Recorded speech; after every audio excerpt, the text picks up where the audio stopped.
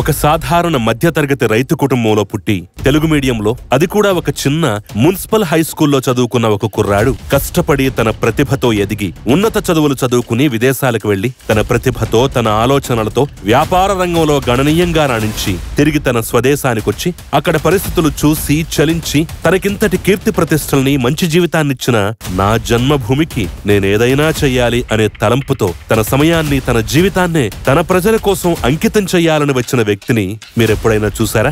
ఏంటి మహేష్ బాబు శ్రీమంతుడు సినిమా కథో లేదంటే మహర్షి సినిమా కథో మీకు గుర్తొస్తోందా? ఎస్, నిజమే. కాకపోతే అవి రియల్ స్టోరీలైతే నేను చెప్పబోయే వ్యక్తి జీవిత కథ రియల్ స్టోరీ. ఆ రియల్ స్టోరీలోని కథానాయకుడు, నాయకుడే డాక్టర్ పెమ్మసాని చంద్రశేఖర్.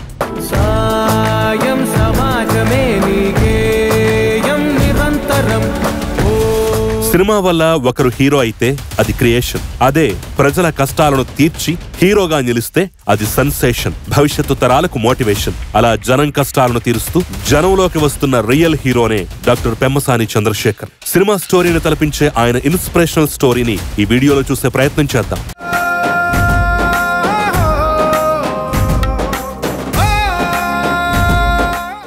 డాక్టర్ పెమ్మసాని చంద్రశేఖర్ 1976 మార్చి 7న గుంటూరు జిల్లా తెనాలి తాలూకా బుర్రిపాలెంలో జన్మించారు. బుర్రిపాలెం అంటే ఇప్పటికే మీకు గుర్తొచ్చే ఉంటుంది. అదేనండి మన సూపర్ స్టార్ కృష్ణ గారి సొంత ఊరు. చంద్రశేఖర్ తల్లిదండ్రులు సాంబశివరావు, సువర్చల. వీరికి 2 కుమారులు. పెద్దవాడు చంద్రశేఖర్ కాగా రెండో కుమారుడు రవిశంకర్. చంద్రశేఖర్ పుట్టే సమయానికి వాళ్లది సాధారణ మధ్యతరగతి కుటుంబమే. ఎలాంటి హంగులు, ఆర్భాటాలు లేకుండా సాధారణమైనటువంటి జీవితం గడిపేవారు. ఇక చంద్రశేఖర్ పుట్టింది బుర్రిపాలెంలో అయినా ఆయన బాల్యం కొంతకాలం పాటు నరసరావుపేటలో కూడా గడిచింది. మన సూపర్ స్టార్ కృష్ణ గారికి వీరు దగ్గరి బంధువులు కూడా అవుతారు. ఇక ఆయన బాల్యం గురించి చెప్పాలంటే ఎలాంటి ప్రత్యేకతలు లేవు.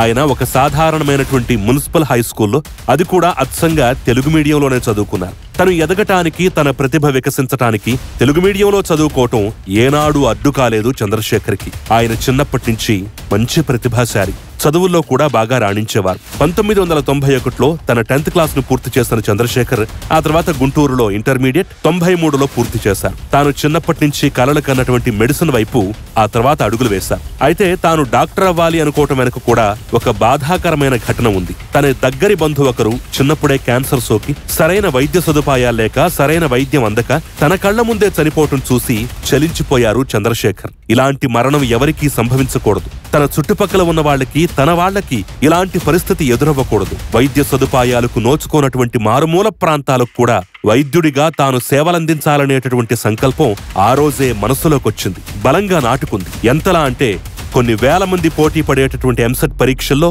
అది కూడా మెడిసిన్ విభాగంలో స్టేట్లోనే 27వ ర్యాంకును సాధించేంతగా. తెలుగు మీడియంలో చదువుకున్న ఒక కుర్రాడు ఇంతటి ర్యాంక్ సాధించటం అంటే అది సాధారణమైనటువంటి విషయం కాదనే చెప్పాలి. ఇక మంచి ర్యాంక్ రావడంతో ఉస్మానియా యూనివర్సిటీలో ఫ్రీ సీట్ దొరకడంతో 1994లో మెడిసిన్ విభాగంలో చేరారు చంద్రశేఖర్. ఆ తర్వాత ఆయనకి వెనక్కి తిరిగి చూసుకోవాల్సిన అవసరమే రాలేదు. 2000 సంవత్సరంలో మెడిసిన్ పూర్తి చేసిన చంద్రశేఖర్ పోస్ట్ గ్రాడ్యుయేషన్ కోసం అమెరికాకు ప్రయాణమయ్యారు. 2005లో తన పీజీ పూర్తి చేశారు. తర్వాత ప్రపంచ ప్రఖ్యాత యూనివర్సిటీ అయినటువంటి జాన్స్ హాప్కిన్స్ సినైలో 5 సంవత్సరాల పాటు టీచింగ్ ఫ్యాకల్టీగా కొనసాగారు చంద్రశేఖర్. ఆయన అమెరికాలో చదువుకునే రోజుల్లో తన తోటి విద్యార్థులు, ముఖ్యంగా అక్కడ ప్రవేశ పరీక్ష కోసం ప్రిపేర్ అయ్యే విద్యార్థులు ఎన్నో కష్టాలు అనుభవించేవారు. ఎందుకంటే ప్రవేశ పరీక్షల్లో ఉత్తీర్ణత సాధించాలంటే ఎంతో ఖర్చుతో కూడుకున్న పని. ఆ రోజుల్లోనే అమెరికాలో దాదాపు $5,000 ఖర్చు పెట్టి కోచింగ్ తీసుకుంటే గాని ఆ ఎంట్రన్స్ పరీక్ష గట్టెక్కటం కష్టతరమయ్యేది. అలాంటి సందర్భంలోనే ఇంతటి భారాన్ని తన తోటి భారతీయులు, తన తెలుగు వాళ్లు భరించలేక ఇబ్బంది పడటం తన కళ్లతో చూసిన చంద్రశేఖర్ దీనికి పరిష్కారం కనుక్కొనాలనుకున్నారు. దానికోసం కేవలం $20కే తాను ప్రిపేర్ చేసుకున్నటువంటి నోట్స్ ని ఆన్లైన్ లో ఉంచి తన తోటి విద్యార్థులకు సహాయపడేవారు. ఆ రోజుల్లో ఇది ఎంత సెన్సేషన్ క్రియేట్ చేసిందంటే చంద్రశేఖర్ తయారు చేసినటువంటి మెటీరియల్ కి అమెరికాలో ప్రఖ్యాత రచయితలు రాసినటువంటి పుస్తకాల కంటే ఎక్కువ డిమాండ్ ఉండేది. అలా ఎంతో మంది భారతీయ విద్యార్థుల విజయం వెనక చంద్రశేఖర్ కృషి, ప్రతిభ ఎంతో ఉంది. ఎప్పుడైతే తన మెటీరియల్ కి అక్కడ ఆదరణ లభించిందో వెంటనే చంద్రశేఖర్ కి ఒక ఆలోచన మొదలైంది. ఇంకా పెద్ద మొత్తంలో ఎక్కువ మంది విద్యార్థులకు సహాయపడాలి, వారికి తోడ్పాటు అందించాలి అనే ఉద్దేశంతో ఒక చిన్న గదిలో, ఒక చిన్న కంప్యూటర్ సహాయంతో యువోల్డ్ అనే సంస్థను స్థాపించి ప్రతిభ ఉండి డబ్బు లేక ఇబ్బంది పడే విద్యార్థులకు తన మెటీరియల్ ద్వారా సహాయపడి వాళ్లను విజేతలుగా నిలబెట్టడమే లక్ష్యంగా ముందుకు సాగారు చంద్రశేఖర్. ఒక చిన్న గదిలో స్టార్ట్ అయిన యువోల్డ్ కూడా సూపర్ హిట్ అయింది. అలా అంచెలంచెలుగా ఎదుగుతూ తన వ్యాపారాన్ని కూడా అభివృద్ధి చేసుకుంటూ అమెరికాలోని ప్రముఖ ఎంటర్‌ప్రెన్యూర్ గా నిలిచారు చంద్రశేఖర్. తన వ్యాపారాన్ని విస్తరించిన తర్వాత తాను ఇంతటి స్థాయికి చేరుకోవడానికి కారణమైన తన జన్మభూమికి ఏదో ఒకటి చేయాలి అనే తలంపుతో తన చూపుని తన మనస్సుని పూర్తిగా భారతదేశం మీద కేంద్రీకరించారు చంద్రశేఖర్. ఆయనకు జన్మభూమి అంటే గుర్తుకొచ్చేది తన ప్రాంత ప్రజలు, అక్కడి వారి పరిస్థితులు, కష్టాలు, సమస్యలు. ఎందుకంటే మెడిసిన్ చదవాలంటే కోట్లతో కూడుకున్న వ్యవహారం. కానీ ఒక మధ్యతరగతి కుటుంబంలో పుట్టిన మంచి ర్యాంక్ వచ్చిందన్న కారణంతో ఆయనకు ప్రభుత్వం నుంచి ఉచిత విద్య అందింది. ప్రజలు కట్టినటువంటి పన్నుల వల్లే కదా తాను ఉచితంగా చదువుకోగలిగింది.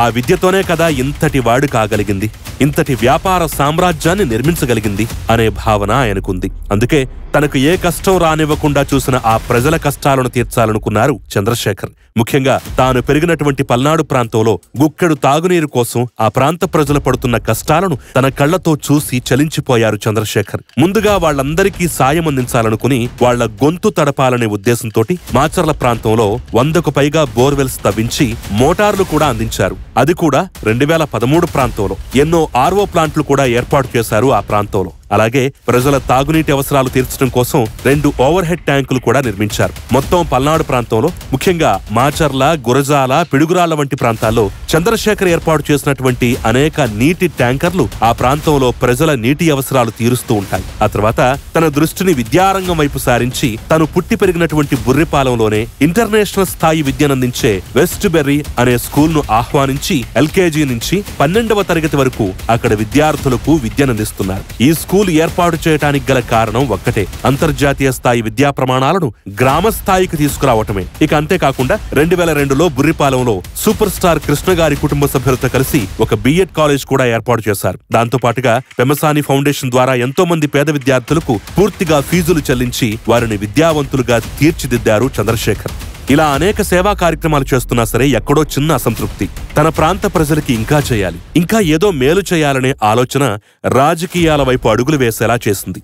అయితే రాజకీయాలంటే ముందుగా చంద్రశేఖర్ కు గుర్తొచ్చేది తెలుగుదేశం పార్టీని. ఎందుకంటే తాను 10 ఏళ్ల వయసులో ఉన్నప్పుడు అన్న నందమూరి తారక రామారావు తెలుగుదేశం పార్టీ పెట్టిన కొత్తల్లో చైతన్య రథం మీద ఎన్టీఆర్ తమ ఊరికి వచ్చినప్పుడు అబ్బురంగా చూశారు చంద్రశేఖర్. ఆ వయస్సులోనే ఆయన కళ్లలోనూ మనసులోనూ ఆ రూపం అలా ముద్రించుకుంది. దాంతో పాటుగా తన తండ్రి సాంబశివరావు తెలుగుదేశం పార్టీ పెట్టిన తర్వాత ఆ పార్టీలో క్రియాశీలంగా వ్యవహరించడం, రాజకీయ కార్యకలాపాల్లో పాల్గొనడం కూడా చిన్నప్పటి నుంచి చూశారు. దగ్గరుండి పరిశీలించారు చంద్రశేఖర్. ఆ ప్రభావం కూడా కొంత చంద్రశేఖర్ పై ఉంది. అయితే పూర్తి స్థాయిలో రాజకీయాలపై ఆసక్తి కలిగింది మాత్రం చంద్రబాబు నాయుడిని చూసిన తర్వాతే అంటారు. తాను చదువుకుంటున్న రోజుల్లోనూ అలాగే ఉద్యోగ జీవితంలో ఉన్న సందర్భంలో కూడా చంద్రబాబు నాయుడు అప్పట్లో ఒక ఐకానిక్ లీడర్ గా ఉండేవారు. ఆ ప్రభావం ఆంధ్రప్రదేశ్ ప్రజల మీద, అదేవిధంగా ప్రవాసాంధ్రుల మీద కూడా చాలా ఎక్కువగా ఉండేది. ఆ ప్రభావంతోటే చంద్రబాబు పట్ల, తెలుగుదేశం పార్టీ పట్ల ఒక ఆకర్షణ మొదలైంది చంద్రశేఖర్లు. అంతేకాకుండా అనేక సందర్భాల్లో అమెరికా పర్యటనకు చంద్రబాబు వచ్చినప్పుడు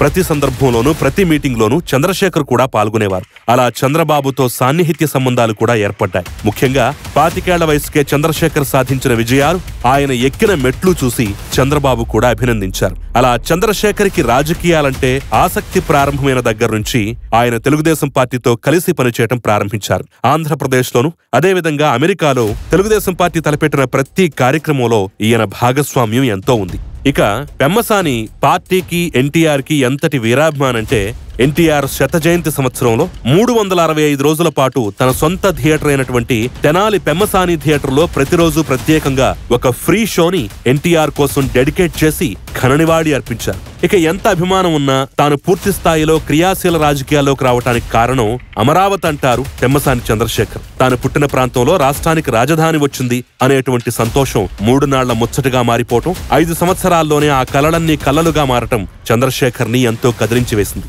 ఆ క్రమంలోనే సెప్టెంబర్ 9, 2023న చంద్రబాబు నాయుడు అరెస్టు కూడా తాను రాజకీయాల్లోకి ఖచ్చితంగా రావాలి అని నిర్ణయించుకోవటానికి ముఖ్యమైనటువంటి కారణం. ఒక విజనరీ లీడర్ ని, తన ఆరాధ్య నాయకుణ్ణి అన్యాయంగా అరెస్టు చేసి జైల్లో పెట్టి తమ అధినేతను హింసిస్తున్నారనే బాధతో ఆ అన్యాయాన్ని ఎదిరించడానికి, తన ప్రజలకు అండగా నిలవటానికి, తన పార్టీకి చేదోడు వాదోడుగా ఉండాలని సంకల్పించుకుని అడుగు ముందుకు వేశారు.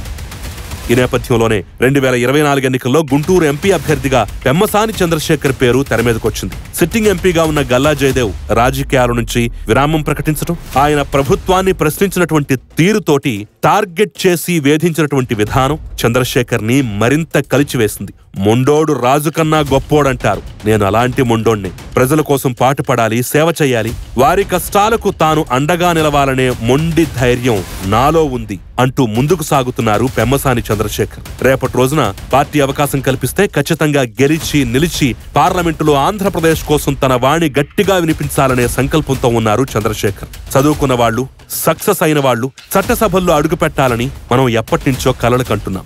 మరి ఆ కలలకు జీవం పోస్తూ ఇలాంటి విద్యావంతులు, ప్రజాసేవకులే రేపటి రోజున చట్టసభల్లో అడుగు పెట్టాలని మనస్ఫూర్తిగా కోరుకుందాం. ఇలా ఒక సాధారణ వ్యక్తిగా జీవితాన్ని ప్రారంభించి తన ప్రతిభతో, కష్టంతో ఉన్నత శిఖరాలకు ఎదిగి ప్రజలకు ఎంతో సేవ చేస్తున్నటువంటి డాక్టర్ పెమ్మసాని చంద్రశేఖర్ పై మీ అభిప్రాయాన్ని కూడా కామెంట్ రూపంలో తెలియజేయండి.